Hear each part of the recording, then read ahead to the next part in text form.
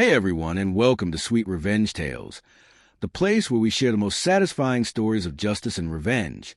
If you love watching clever paybacks and stories that hit right in the feels, don't forget to hit that subscribe button and join our community.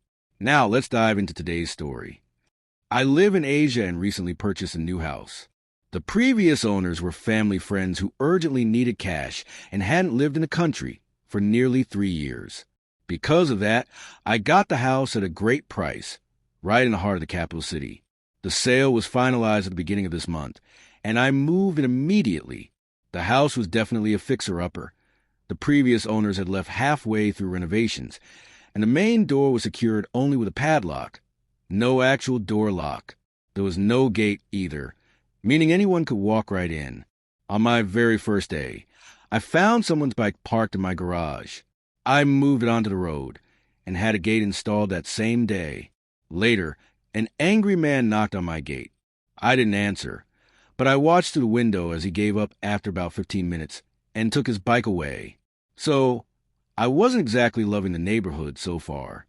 But things settled down after that, except for people occasionally blocking my gate, which I fixed by putting up a clear no parking sign. Then, just last week, while taking a shower, I noticed the water pressure was unusually low. At the same time, I heard the water pump running next door. My neighbor is an old man living in a 3-story house. He was not happy about me buying the house and had voiced his anger to my friends, the previous owners. In this area, the water pressure isn't strong enough to reach tanks on the 3rd floor, so a water pump is necessary. Hearing his pump run made me suspicious. Once his pump turned off, I tested my taps, and the water pressure returned to normal. That confirmed my suspicion. He was siphoning water from my supply. For years, the water bills had been rising even though the house was empty, and now it made sense. This old man was stealing water. I thought about what to do. My water bills were cheap anyway, about $5 a month, so it wasn't about money. It was about respect and fairness. So I decided on simple revenge. I turned off my water supply at the main whenever his pump started running. The result?